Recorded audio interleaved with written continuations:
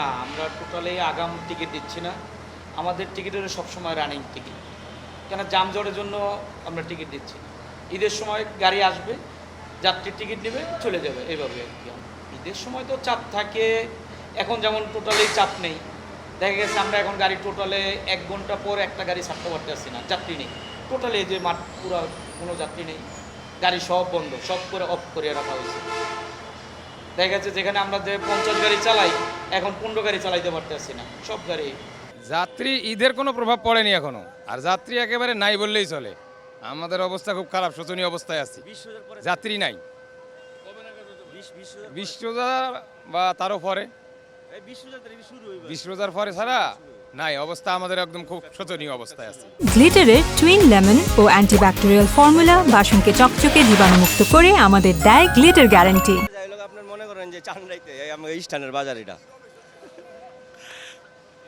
আমাদের যে বাজারটা এই স্থানের বাজার যায় চান্দাইতে, আর যেটা আগাম টিকিট এটা সবাই টিকিট কেটে রাখে। আমরা কুমিল্লার স্থান, আগাম টিকিট মনে করেন জায়গায় বিক্রি হইতেছে, ওখান থেকে ছাড়ছে টিকিট, আগাম টিকিট দিতেছে।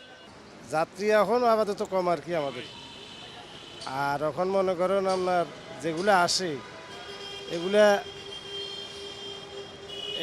এগুলা মনে করেন দৌড়ের মধ্যে থাকে, যাত্রী আসি ছড়িয়ে যায়, এখানে থাকে না, ওদিকে যায়, বেশিরভাগ ওদিকে চলে যায়, কথা বুঝছেন।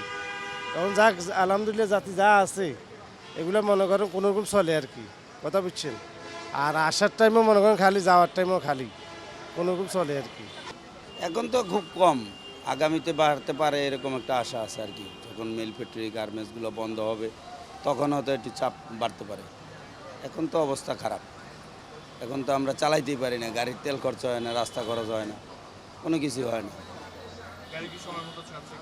সময় মতো গাড়িও খুব কম যাচ্ছে।